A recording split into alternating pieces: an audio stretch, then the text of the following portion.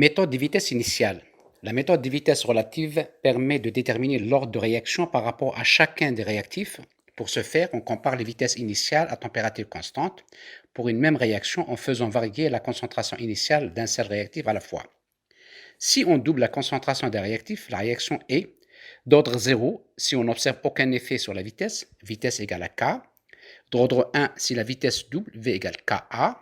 D'ordre 2 si la vitesse quadruple, V égale KA à la puissance 2. La recherche de l'ordre de réaction peut s'effectuer par la méthode suivante. Deux vitesses initiales sont mesurées pour deux concentrations initiales en A. Vitesse initiale V1 est égale à la constante de vitesse K multipliée par la concentration initiale A1 à la puissance P, P étant l'ordre partiel par rapport au réactif A. Vitesse initiale V2 est égale à la constante de vitesse K multipliée par la concentration initiale A2 à la puissance P. Le rapport des vitesses initiales V2 sur V1 est égal au rapport des concentrations initiales A2 sur A1. Si on passe au logarithme, donc on a logarithme népérien de vitesse initiale V2 sur la vitesse initiale V1 est égal à P ordre partiel multiplié par logarithme népérien des rapports des concentrations A2 sur A1. On tire P est égal au logarithme népérien des rapports des vitesses initiales V2 sur V1 divisé par logarithme népérien des rapports des concentrations initiales. Lorsqu'on connaît l'ordre de réaction de chacun des réactifs, il devient possible de calculer la constante de vitesse K. Exercice numéro 1. L'énoncé de l'exercice. L'étude sélective de la réaction monoxyde d'azote de NO plus hydrogène de H2 donne diazote N2 plus 2H2O. On réalise plusieurs expériences à différentes concentrations initiales et on mesure la vitesse initiale de la réaction. Les valeurs sont reportées dans le tableau suivant. Là, vous avez 4 colonnes. Nombre d'expériences au nombre de 5. La concentration des réactifs NO initial exprimée en mol litre moins 1. La concentration des réactifs H2 initial exprimée en mol litre moins 1. Et la vitesse initiale de formation de N2 exprimée en mol litre moins 1 minute moins 1. Déterminer les ordres partiels initiaux par rapport à chacun des réactifs. Détermine la valeur de la constante de vitesse K. Donc, détermination des ordres partiels par la méthode numérique. Entre l'expérience 3 et 4, la concentration de H2 initiale reste constante alors que la concentration initiale de NO est multipliée par 2. Puisque c'est la concentration initiale de NO qui change, on trouvera l'ordre de réaction par rapport au réactif NO en faisant le rapport entre les concentrations NO initiales entre l'expérience 4 et 3, 2 sur 1 est égal à 2, alors que le rapport des vitesses initiales entre l'expérience 4 et 3, 1,80 divisé par 0,45 est égal à 4. On déduit que la vitesse de réaction augmente au carré de l'augmentation de la concentration des réactifs NO.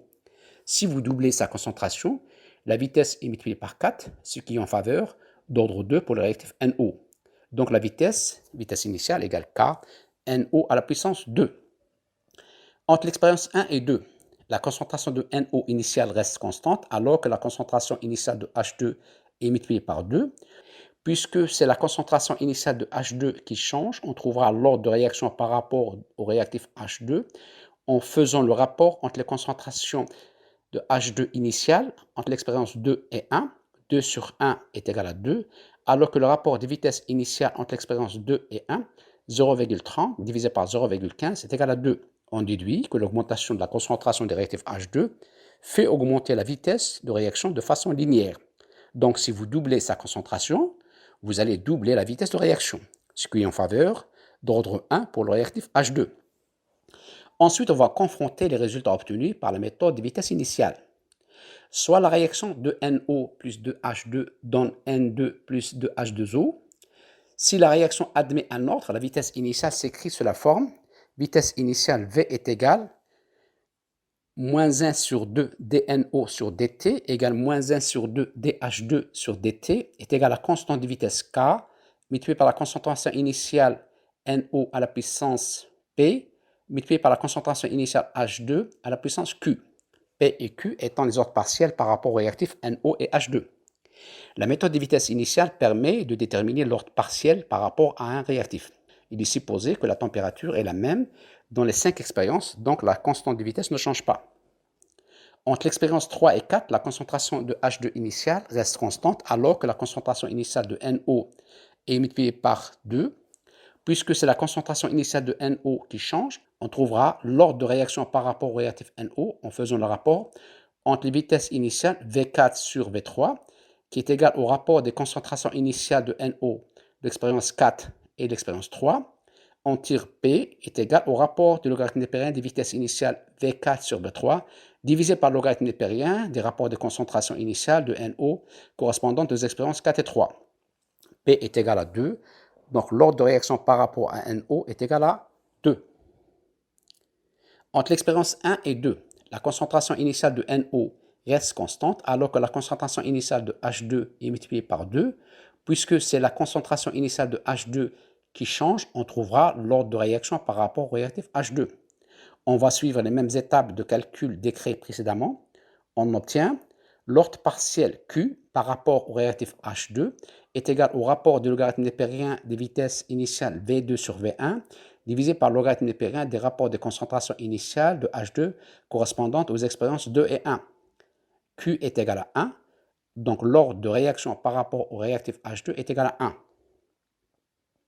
ce qui justifie les ordres partiels des réactifs obtenus par le raisonnement numérique. L'expression de vitesse initiale est égale à la constante de vitesse K multipliée par la concentration NO d'ordre partiel P multipliée par la concentration H2 d'ordre Q, avec P égale à 2 et Q égale à 1. L'équation de vitesse écrite, vitesse initiale est égale à K, constante de vitesse, multipliée par la concentration NO à la puissance 2, multipliée par la concentration H2 à la puissance 1. L'ordre global de la réaction est égal à 3. Il reste maintenant à déterminer la constante de vitesse K. À partir de l'expression de vitesse, on reprend l'expression de la vitesse. Vitesse V est égale à la constante de vitesse K multipliée par la concentration de NO à la puissance 2 multipliée par la concentration de H2 à la puissance 1. On tire K. K est égal à la vitesse initiale divisée par le produit des concentrations initiales des réactifs. On obtient la constante de vitesse K qui est égale à 0,15 mol à la puissance moins 2 litres à la puissance 2 seconde moins 1. Il faut faire attention aux unités de la constante de vitesse. L'unité de la constante de vitesse dépend de l'ordre global de la réaction et se déduit de la loi de vitesse. À retenir également, pour une réaction d'ordre global n, la constante de vitesse K s'exprime en mol à la puissance 1 moins n, litre à la puissance n moins 1, seconde moins 1.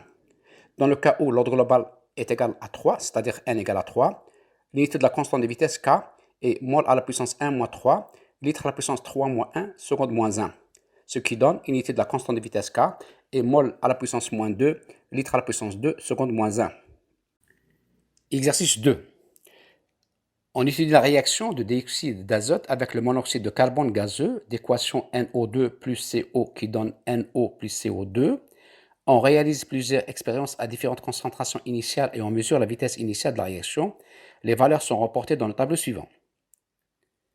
4 colonnes des expériences en nombre de 3. La concentration initiale de NO2 exprimée en mol litre moins 1. Concentration de CO initiale exprimée en mol litre moins 1.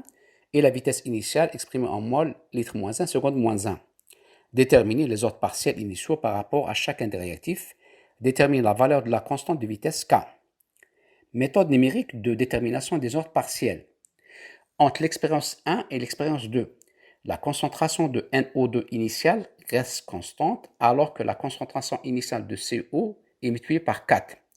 Puisque c'est la concentration initiale de CO qui change, on trouvera l'ordre de réaction par rapport au réactif CO en faisant le rapport entre les concentrations des réactifs CO des expériences 2 et 1, 0,4 divisé par 0,1 est égal à 4, alors que le rapport des vitesses initiales des expériences 2 et 1, 8 10 puissance moins 2, divisé par 0,5 10 puissance moins 2 est égal à 16. On remarque que la vitesse de réaction augmente au carré de l'augmentation de la concentration des réactifs CO, ce qui est en faveur d'ordre 2 pour le réactif CO. Donc la vitesse initiale est égale à K multiplié par la concentration initiale de CO à la puissance 2. Entre l'expérience 1 et l'expérience 3, la concentration de CO initiale reste constante alors que la concentration initiale de NO2 est multipliée par 2. Puisque c'est la concentration initiale de NO2 qui change, on trouvera l'ordre de réaction par rapport au réactif NO2 en faisant le rapport entre les concentrations de NO2 entre l'expérience 3 et l'expérience 1.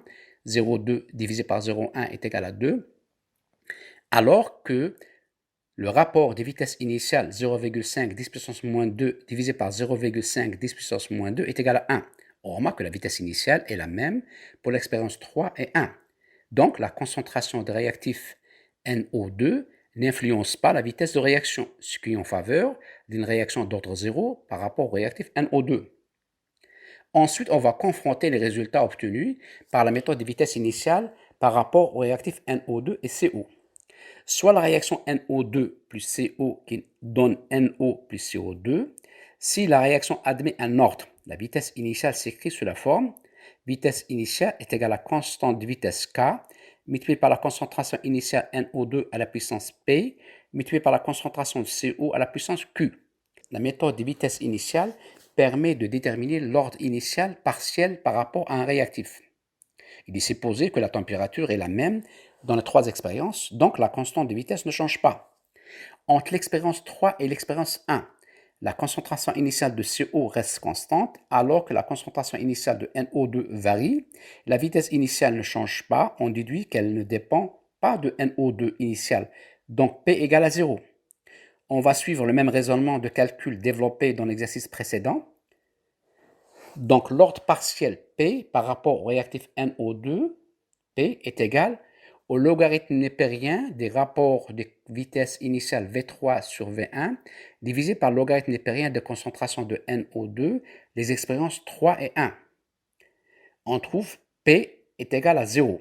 Donc l'ordre partiel par rapport au réactif NO2 est égal à 0. Entre l'expérience 2 et l'expérience 1, la concentration de NO reste constante alors que la concentration de CO est multipliée par 4. Puisque c'est la concentration initiale de CO qui change, on trouvera l'ordre de réaction par rapport au réactif CO. On va suivre les mêmes étapes de calcul décrites précédemment. On obtient l'ordre partiel Q par rapport au réactif CO. Q égale au logarithme népérien des rapports des vitesses initiales V2 sur V1 divisé par le logarithme népérien de la concentration de CO des expériences 2 et 1. Q est égal à 2, donc l'ordre partiel par rapport au réactif CO est égal à 2, ce qui justifie les ordres partiels des réactifs obtenus par le raisonnement numérique. L'expression de vitesse initiale est égale à la constante de vitesse K multipliée par la concentration NO à la puissance P multipliée par la concentration CO à la puissance Q. P est égal à 0 et Q est égal à 2.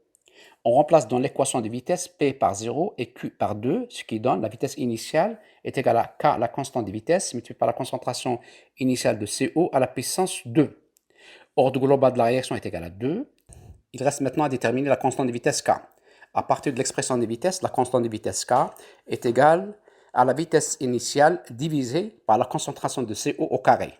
On remplace par les valeurs correspondantes à partir de données expérimentales. La constante de vitesse K est égale 0,5 mol moins 1 litre seconde moins 1.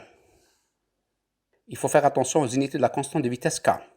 L'unité de la constante de vitesse dépend de l'ordre global de la réaction et se déduit de la loi de vitesse. À retenir également pour une réaction d'ordre global n, la constante de vitesse K s'exprime en mol à la puissance 1 moins n, litre à la puissance n moins 1, seconde moins 1.